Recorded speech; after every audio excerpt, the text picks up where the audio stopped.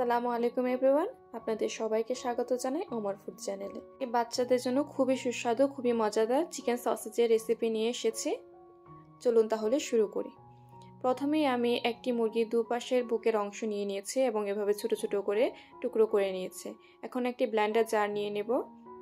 Blender জারে দিয়ে দিব মাংসের টুকরোগুলি। তারপর এতে দিয়ে দেবো 1 চা চামচ তেল। তারপর এটাকে সুন্দর করে ব্লেন্ডারে ব্লেন্ড করে নেব।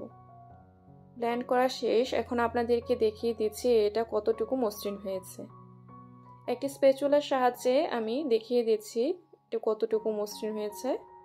এখন এতে কিছু মশলা দিয়ে দেবো। আমি এখানে নিয়ে নিয়েছি হলো ময়দা, কর্নফ্লাওয়ার, লবণ, গোলমরিচ গুঁড়া এবং চিলি ফ্লেক্স। প্রথমেই দিয়ে দেব আদা রসুন বাটা 1 টেবিল চামচ। তারপর দিয়ে দেব হলো চিলি ফ্লেক্স, তারপর হলো গোলমরিচের গুঁড়া এবং লবণ।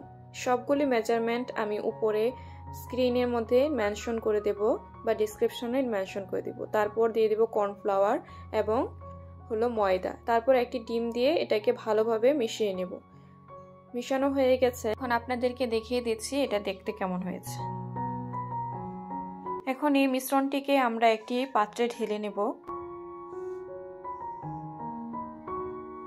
একটি পাত্র নিয়ে নিলাম এবং এই পাত্রের মধ্যে সম্পূর্ণ মিশ্রণটি আমি এখানে ঢেলে নেব।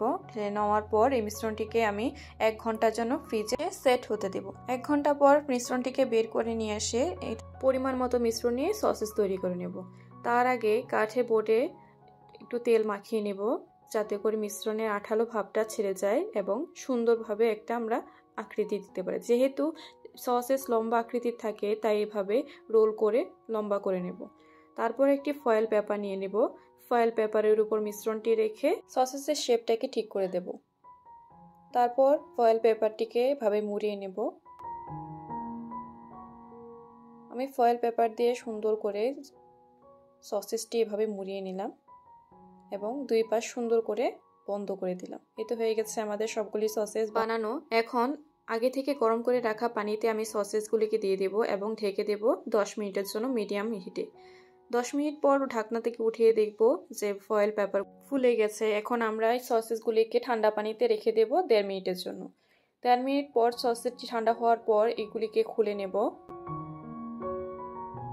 ফয়েল পেপারটিকে খুলে নেওয়ার পর আমরা দেখব যে ভিতরের অংশটা কতটুকু সুন্দর এবং সেদ্ধ হয়েছে।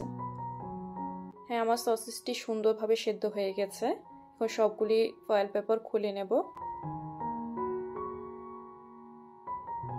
এই তো হয়ে গেছে আমাদের সসেজ। খুবই সুন্দর দেখাচ্ছে এবং লোভনীয়। আপনাদের সুবিধার্থে আমি একটি সসেজ কেটে দেখাচ্ছি যে ভিতরে কতটুকু সুন্দরভাবে সেদ্ধ হয়েছে। এই দেখুন কত সুন্দর সেদ্ধ হয়েছে।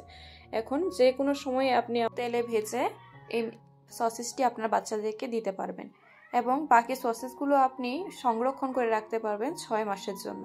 বাইরে থেকে আনহেলদি সসেজ কিনে না এনে এভাবে বাসায় বানিয়ে ফেলতে পারেন এবং সংরক্ষণ করে রাখতে পারেন অনেক দিনের জন্য। তাই আজ এই পর্যন্তই। আমার ভিডিওটি কেমন লাগলো কমেন্ট করে জানাবেন। সবাই অনেক বেশি ভালো থাকবেন, সুস্থ থাকবেন, আমার জন্য দোয়া করবেন। বিদায় নিচ্ছি। আল্লাহ হাফেজ।